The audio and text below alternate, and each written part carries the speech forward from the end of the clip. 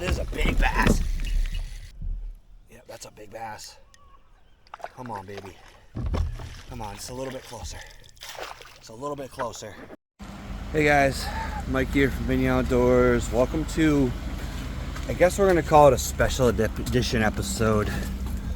If any of you saw my recent video yesterday, I had to put my dog of 7 years down, and rather than sit at home and be sad and wallow in my misery and deal with all of the emotions that come with that, we're going fishing. So ultimately, that's how I deal with things. That's how my coping mechanism is going out and smashing faces. So it's gonna be a little bit of a different episode. There may not be as much talking. It might just be more fish catches. To be honest, I don't know how I'm gonna feel until I get out there. But for today, we're just fishing away the feelings.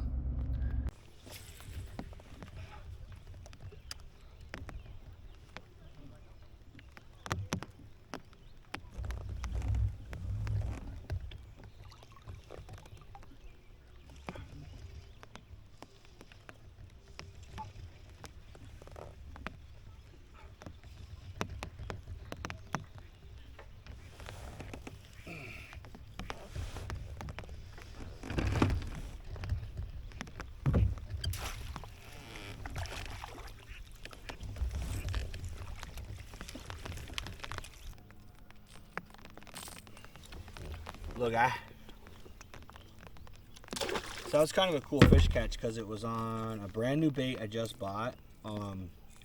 It's a bait I've had success in a different color, but it's a 6 cents Duke. It's a lipless.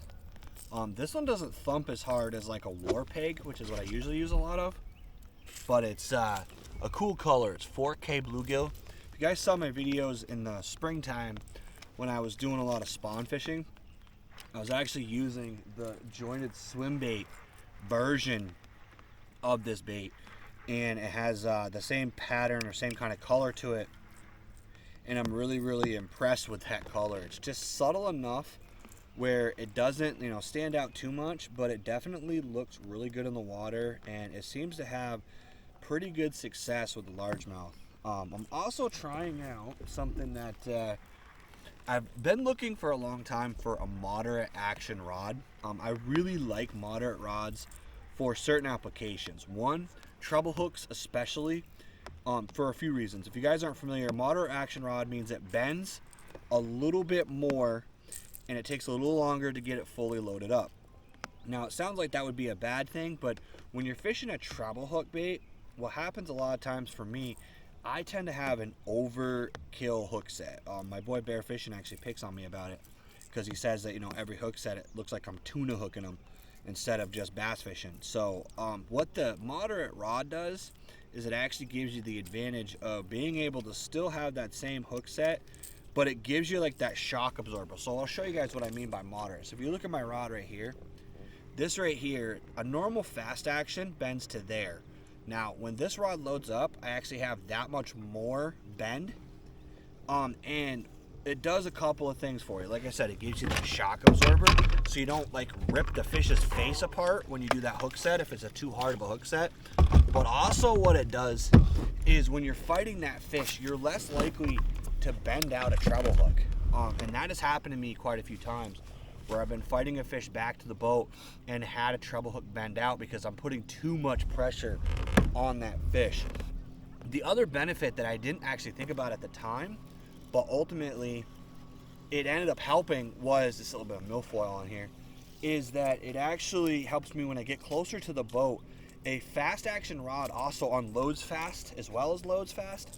And when I go to grab my net sometimes to net those fish, especially during tournaments, my rod tip, if you dip just a little bit while you're unloading the entire rod and not keeping that fish pinned, which allows them to kind of jump off that hook, whereas with the moderate action, I can kind of come down a little further when I go to net it. And sometimes I instinctively don't realize that, I'm giving too much back to the fish and I lose them right at the kayak. So it's something I'm trying out. It's definitely a little bit pricier rod than some of the other stuff that I use, but FX Customs makes a pretty good rod. The warranty is pretty solid, and ultimately I've had pretty good success with this thing so far.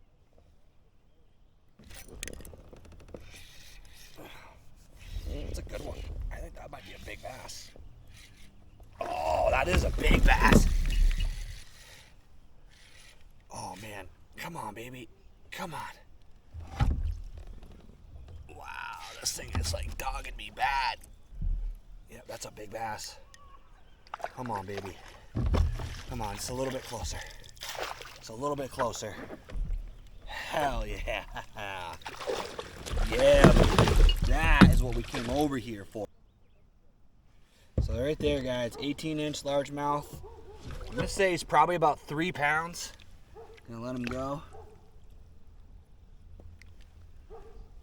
Swim away. And there he goes, guys, on the Wacky rig. I needed that one. I really, really needed that one. Honestly, what's crazy about that fish catch, that did a lot for my mental health. But also, it was kind of a random spot. Like, sometimes, guys, I think people feel like they need a target when they're finesse fishing. But I'll tell you, a lot of the fish I catch on a Wacky rig are just what I call blind casts. I'm not casting to any particular target, any particular area. I just kind of throw it out there and just leave it there. Especially this max scent stuff. I think the scent that it puts in the water does draw them over a distance. I'm not a big proponent for scent. Like, I don't really think that scent in the most cases has a big difference.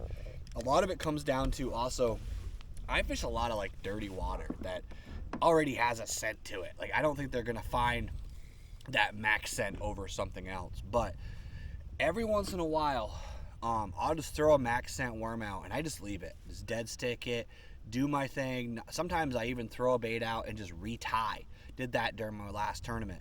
And just leave it out there while I'm retying. And sometimes I think that max scent does dissipate enough where it draws fish into it, and it really does actually work to draw fish in. So if you guys are interested in any scent stuff, I'm not sponsored by Berkeley. I have no affiliation with Berkeley. Berkeley, call me. But ultimately, I'm telling you, max scent is probably the only scented bait that I believe in. And their June bug and their black blue are probably the 2 colors that I use the most. I will use some of their other colors, but pretty much just those 2 colors. Wacky rigged, throw it out, leave it out there, and let it sink. And that will a lot of times result in a fish.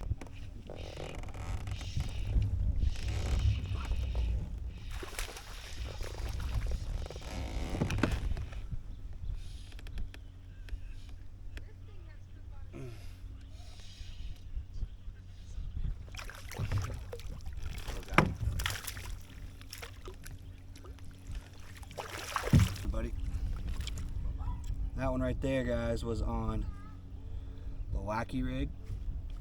I can get that hook out of him. Come on, man. Jesus. Hook will want to go. I'm going to take the pliers. It's crazy how good these freaking hooks hold. Jesus. There, man, those freaking reaction tackle hooks, man, they freaking hold, dude. That little guy.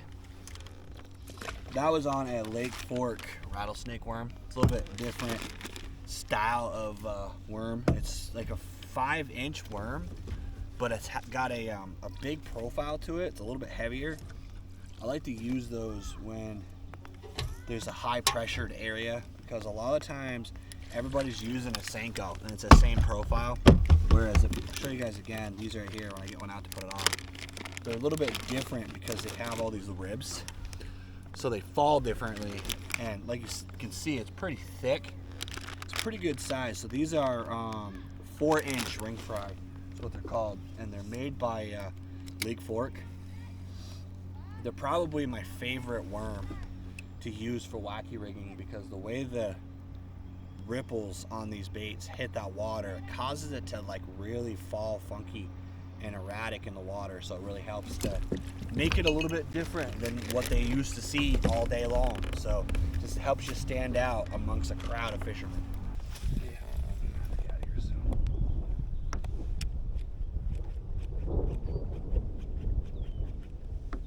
Yeah, time to go.